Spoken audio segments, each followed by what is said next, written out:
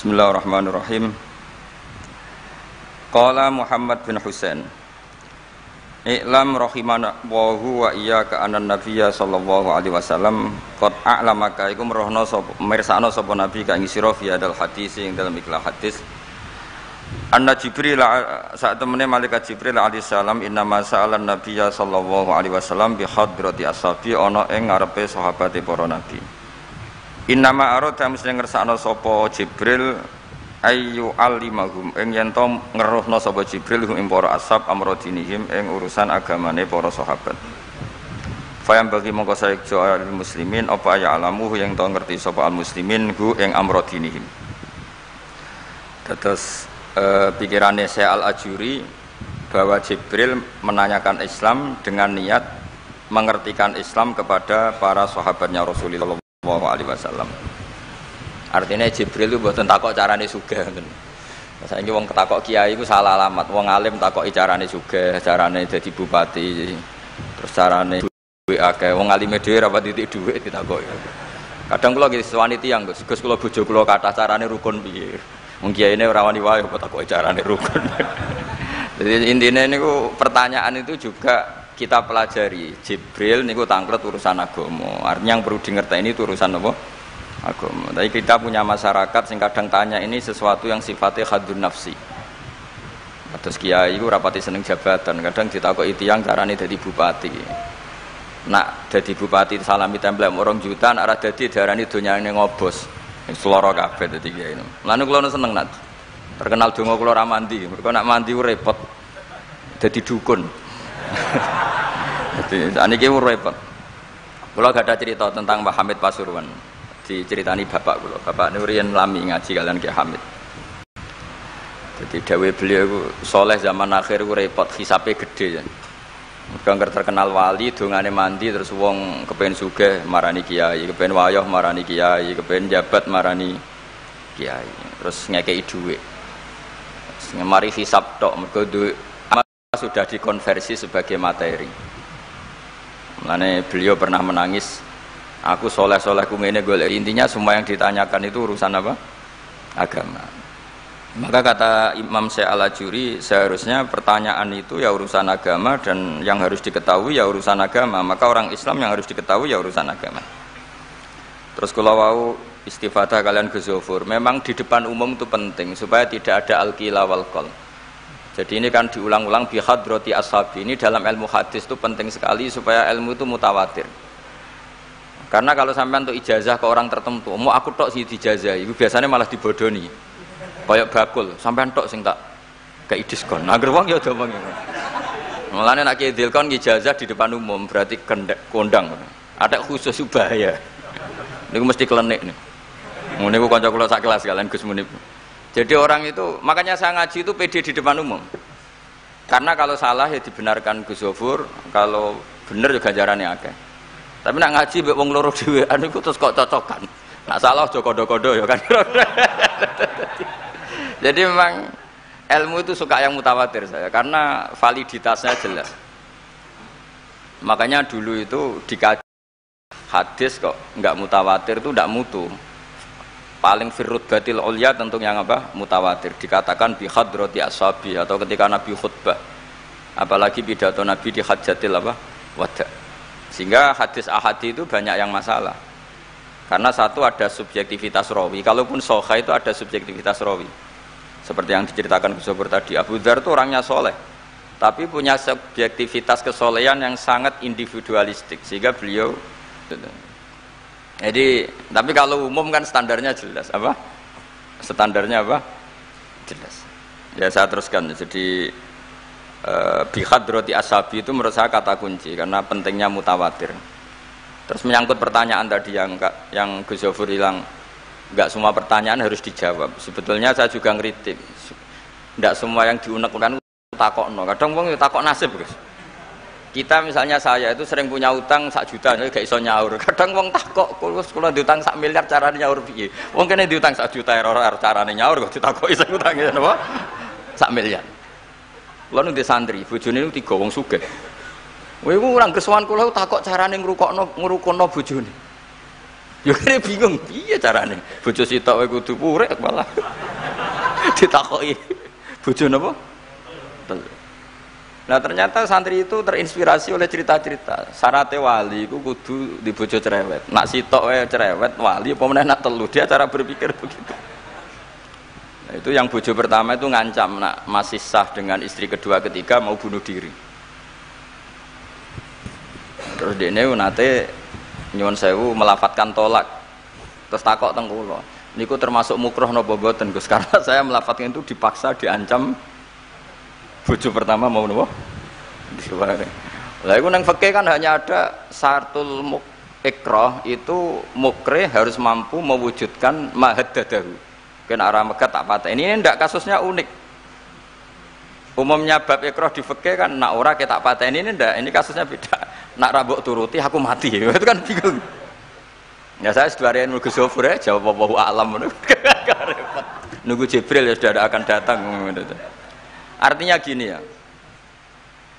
Problem kita kekinian itu setiap masyarakat punya iskal atau punya grundel itu ditanyakan kiai. Padahal seharusnya tidak sesuatu yang harus apa ditanyakan. Misalnya gawane di bojo akeh ya mesti sumpek ngurmat wong wedok sitok sumpek apa meneh telu. Terus gawane wong duwe utang akeh ya sumpek. Hal-hal seperti itu kan lazim. Sebenarnya nggak perlu ditanyakan, wis biasa wae standar. Tapi kita ini sering menuntut orang lain menjadi solusi ya bagi orang itu. Makanya saya kalau ngajar di Jogja itu sering cerita begitu. Problem orang kota itu adalah kalau punya beban itu dibebankan ke negara atau ke kiai atau ke ustadz. Padahal beban ini sebagai hukuman karena kesalahannya apa? Sendiri. Saya masih ingat betul ketika kasus Aid. Mbah Mun itu orang yang sangat syafiq li ummati, sangat syafiq lah, sangat syafaqah pada umatnya.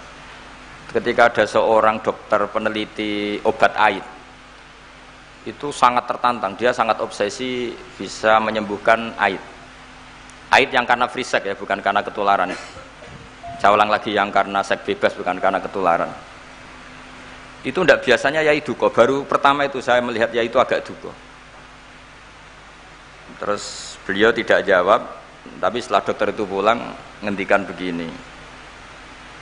Pangeran itu kadang ngersakno kabeh iku ana sangsine. Cara bahasa modern ana sangsine. Ya tujuane pangeran iku wong ben tobat ben balik nang Allah.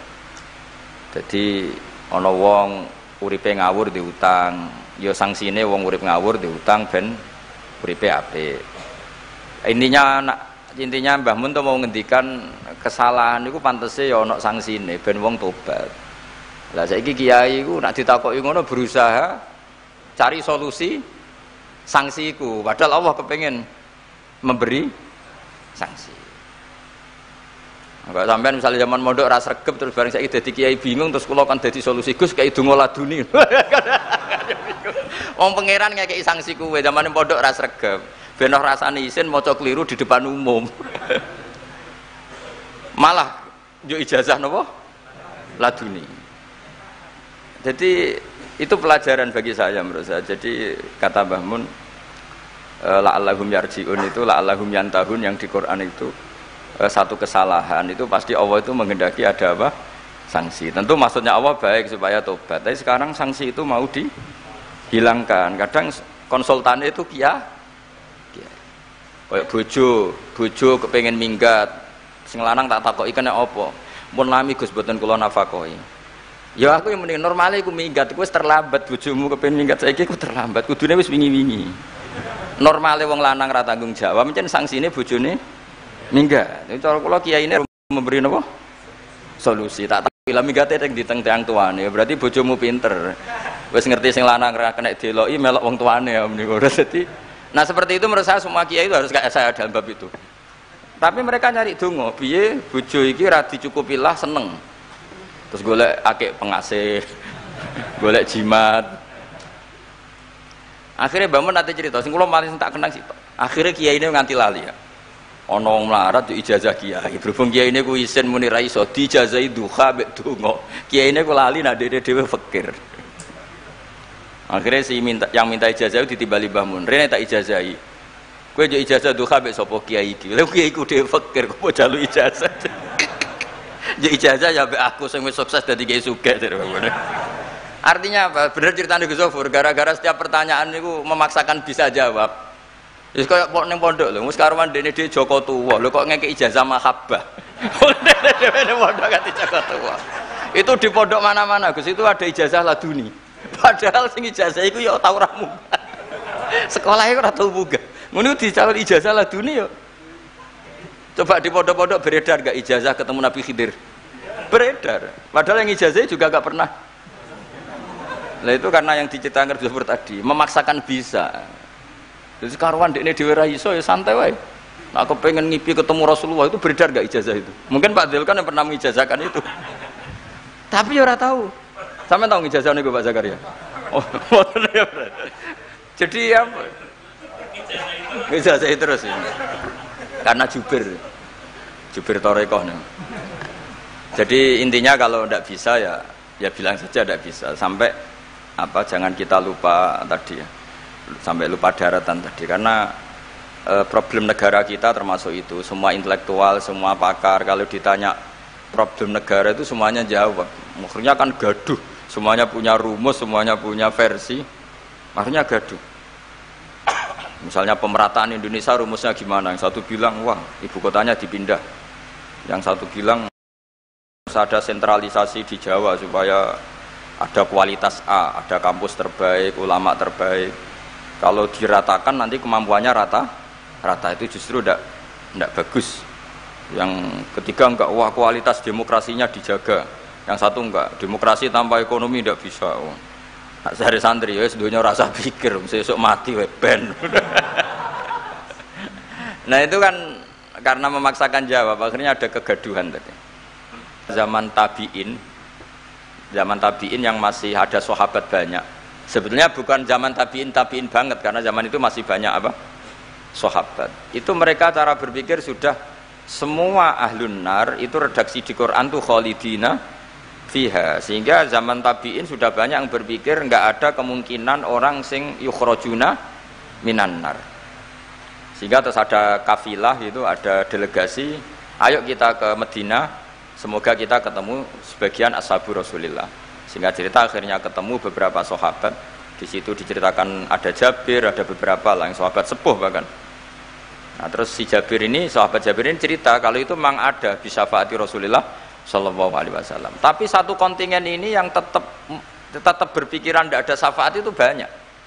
Alasannya semua cerita tentang ahlun nar adalah khalidina fiha. Ketika Jabir masih hidup itu ya sempat terjadi debat. Loh itu yang khalidina fiha itu amma ahlun nar alladzina hum ahluha. Memang dia berhabitat neraka, memang alamatnya neraka. Kalau sehingga ini menjadi khas. Meskipun khas ini iskal, kita akan iskal karena itu di Quran tidak ada maksudnya nggak ada secara sorry yang menerangkan ada kaumin sing yukhrajuna minan nar. Makanya Syekh Al-Ajuri ngendikan ciri khas ahli sunnah adalah mengimani adanya kaum sing yukhrajuna minan nar. Karena itu zaman tabiin sudah ada polemik. Tapi tentu kita yang mengimani itu. Tapi kalau ada yang tanya di semua Quran kalau masuk neraka itu khalidina fiha itu dijawab apa? Amma ahlun nar alladzina hum ahluha. Memang dia spesifik ahli neraka, memang dia berpenduduk neraka. Alamatnya neraka, KTP-nya neraka, kakane neraka. Kalau kita ini ndak, KTP kita surga, mbah-mbah kita ahli surga. Karena alamat kita sebenarnya kan surga. Nabi Adam itu kan surga alamat. Makanya saya ngaji di mana-mana itu betapa baiknya agama ini. Karena kunci surga kita sudah dikasih tahu miftahul jannah. Sementara kita tidak tahu kuncinya neraka. Jadi kena mlebu neraka kebangetan. Wong ora roh kuncine kok mlebu. Tapi jare kancaku, wah gak ono pintune Gus, dadi langsung blesek. Ini problemnya itu. Tapi nek sampean mlebu neraka kebangetan. Karena yang kita punya kuncinya itu surga, kita tidak punya kunci neraka. Ono sing dikunci neraka, betul toh? Nah, harusnya kita nggak bisa masuk neraka karena nggak punya kuncinya. Jadi kalau nak maca hadis miftahul jannah la ilaha illallah itu syukur kalau cek apike Kanjeng Nabi, wong kunci kok didudono. Itu kan luar biasa. Jadi orang memahami hadis itu Saya ini tahadus bi nikmah, ini mumpung ada Gus Zofur, ini saya tasihkan. Wal asri demi masa, demi waktu. Saya ketika baca ayat yuridu wa bikumul yusra wala yuridu bikumul usra. Dengan ayat wal asri demi waktu. Itu memang luar biasa Islam itu. Coba ya. Kita baca kalimat tauhid itu kan hanya butuh waktu setengah menit, mungkin tidak ada la ilaha illallah Muhammadur Rasulullah. Waktu yang sesikat itu bisa menghapus kekafiran di masa lalu. Jadi misalnya orang kafir 70 tahun itu terhapus kekafirannya hanya dengan singkat melafadzkan la ilaha illallah Muhammadur Rasulullah. Dan waktu pas dia melafadzkan syahadat ini momen paling dikenang ketika nanti di akhirat. Wal asr, demi waktu. Jadi artinya apa? Momen terbaik kita adalah ketika melafadzkan itu. Dan kalimat itu mudah. Dan sah, asal belum yughorghir, belum kelerek-kelerek, sah. Dan tanpa syarat. Misalnya sholat tidak butuh suci, butuh nutupi aurat, butuh melakukan rukun dan syarat. Syahadat enggak. Lau talaffadza kafirun bihadhi syahadah mesti apa sohat hadhi syahadah. Padahal kafir urung adus ijek cerita ya betapa agama ini mudah. Ya kan kalimat yang bisa menghilangkan kekafiran kemudian tidak banyak syarat. Coba kalau kamu mau sholat syaratnya kan macam-macam. Mau zakat ulama Islam. Ya terus kita harus menghindari perilaku tertentu yang perilaku itu zaman Nabi sudah sangat diperingatkan. Misalnya yang masyhur itu Khawarid lah. Khawarid itu kelompok yang sangat soleh secara zahir. Yes, ibadahnya kata Rasulullah siamu laisa siamukum kasiyamihim wa qiyamukum kami qiyamihim. Jadi puasa kamu sahabat enggak sehebat puasanya orang apa? Khawarid. Ibadah kamu tidak sebanding ibadahnya Khawarid, tapi mereka sangat biadab. Ya murukuna minaddin murukosahmi minar ramiyah yaqra'unal Qur'an la yujawizu hana jiro. Dan diantara kesolehan yang berlebihan ini kata Nabi apa? Yuqatiluna ahlal Islam wala yuqatiluna ahlal ausan. Kalau dijak musuhi sesama Islam semangat, tapi dijak musuhi yang jelas salah ndak semangat. Ini kelompok sing hadarona humun nabiyyu, kelompok yang kita diperingatkan Nabi untuk sangat apa menghindari. Karena logikanya jelas ya. Orang yang kafir saja inginnya Nabi menjadi muslim dengan diajarkan syahadat. Tapi ini orang yang sudah muslim, seleranya Khawarid, dikeluarkan dari Islam. Tahlilan kafir, kuburan kafir, nyekelake kafir. Apa saja menjadi kafir. Ini pertanyaannya kan, inginnya seorang Nabi itu kan tentu dari kafir menjadi muslim. Ini yang sudah Islam menjadi kafir. Maka cerita-cerita di beberapa ulama, ini kenangan saya ngaji di sini. Ini sekaligus cerita penutup. Ada orang ekstremis ketemu Islam alim. Terus ketika melihat ahlul ma'asi itu maksiat, ahlul ma'asi ketika maksiat, sedang maksiat. Sebaiknya orang-orang Islam seperti itu mau saya bunuh, mau saya bom. Ini yang cerita orang-orang alim ke saya. Terus kata si orang alim tadi, lau annahum matu, kalau mereka benar-benar mati khinal maksiyah itu aina masiruhum, lalu mereka kemana? Si yang keras tadi bilang ilanar karena mereka mati khinal maksiyah. Terus jawabnya yang alim tadi, dzalika muradan nabi, apa umat Islam mati kemudian min ahlin nar itu yang dikehendaki Nabi? Untungnya yang si ekstremis tadi agak alim. Ya ndak, Nabi inginnya umatnya itu ya mati tidak masuk neraka. Ya sudah, jangan bunuh sekarang, kasih kesempatan tobat. Untungnya si yang ekstrim ini termasuk min ahli ilm, dia nerima konsep itu, nerima. Itu jadi pelajaran dialog kealiman. Dan kita menjadi moderat bukan karena liberal atau sekuler. Memang kita baca hadis-hadis misalnya inna wuha yabsutu yadahu billail yatuba musiun nahar wa yabsutu yadahu bin nahar yatuba musiul lail. Allah yang Tuhan saja inginnya itu menunggu tobatnya mereka, bukan mengakhiri mereka dalam keadaan tidak tobat. Jadi ini supaya jadi faham, menjadi khas kita. Ya Allah yang Tuhan saja inginnya kan menunggu tobatnya mereka, bukan malah tobat itu kita hentikan ya dengan dibunuh ketika maksiat. Itu artinya kan kita tidak memberi kesempatan tobat. Saya masih ingat Mbah Mun sering cerita ke saya, aku corokon mileh, kata beliau, aku corokon mileh iku ya ora pati seneng ana terlalu tegas, terlalu apa, mergo Allah wae ngekei kesempatan. Ya tadi, apa logikanya kan Allah saja, misalnya Allah Ta'ala selalu membuka tangannya di malam hari supaya yang tadi siang maksiat tobat di malam hari. Terus Allah membuka tangannya di siang hari supaya yang tadi malam maksiat tobat. Intinya Allah Ta'ala itu menunggu tobat, bukan menghentikan asbabit taubah. Sehingga tradisi guru-guru kita, ya utamanya Mbah Mun, itu sama siapa saja baik. Bukan karena baik sama orang fasik, bukan. Tapi implementasi dari menunggu tobatnya orang fasik, dan tentu itu butuh tarbiyah, butuh syafaqah, butuh kasih sayang, butuh. Saya masih ingat ketika beliau baca kitab karangannya Imam Sa'roni itu, Tambihul Mukhtarin, itu diantara madzhab Imam Sa'roni itu Al-Hikmah Dolatul Mu'min, itu beliau juga menambahkan wal fasik Dolatul Mu'min. Bukan sekedar Al-Hikmah Dolatul Mu'min, tapi Al-Fasik juga Dolatul Mu'min. Karena ketika seorang mukmin fasik ini seperti barang yang hilang, dia tercerabut dari akarnya, yaitu akar keimanan dan keislaman. Maka kita-kita, kata Imam Sa'roni, kita-kita sebagai orang soleh harus menemukan mereka atau mengambil mereka untuk dikembalikan.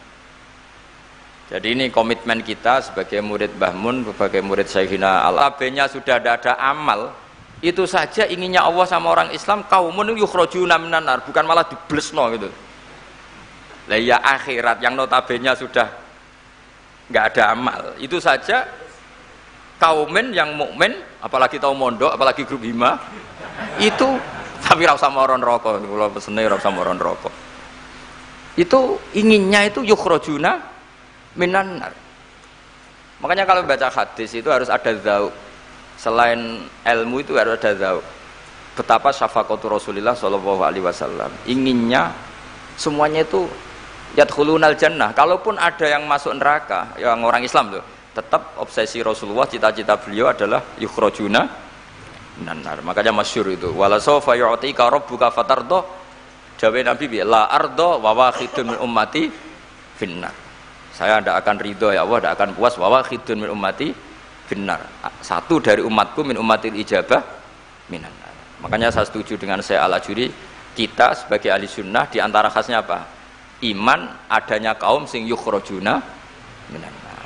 Pun nggih ngoten. Sampai waduh wah dibaca Arabnya saja ya. Nah, ini nurut apa Gus. Mimman khadzarona tadi siapa? An-Nabi.